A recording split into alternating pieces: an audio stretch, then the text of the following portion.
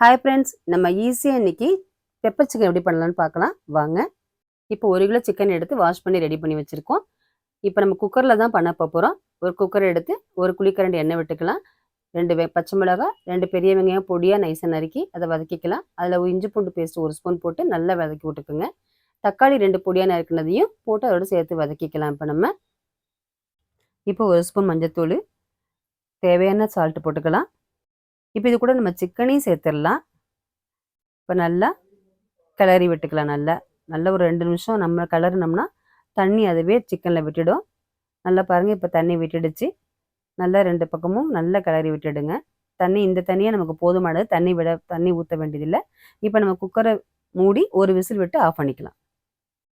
இப்போ பாருங்க, நல்லா வெந்துடுச்சு சிக்கனு. தண்ணியும் நமக்கு கம்மியாக தான் இருக்குது. இதில் மசாலா போட்டுடலாம்.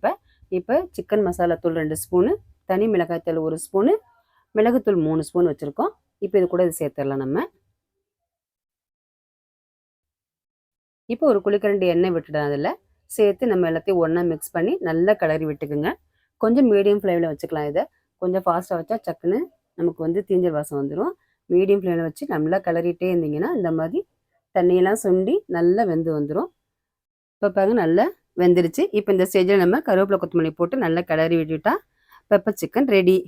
நல்ல கமகமன்னு வாசமாக இது கூட எது கூட வேணாலும் நம்ம வச்சு சாப்பிட்லாம். ரைஸ், சப்பாத்தி, தயிர் சாதம், ரசம் சாதம் சூப்பராக இருக்கும். நம்ம சேனலை நீங்கள் ஃபாலோ பண்ணாமல் பார்த்தா கண்டிப்பாக ஒரு ஃபாலோ கொடுங்க. வீடியோ பிடிச்சிச்சுன்னா லைக் பண்ணுங்கள், கமெண்ட் பண்ணுங்கள், ஷேர் பண்ணுங்கள். தேங்க்யூ.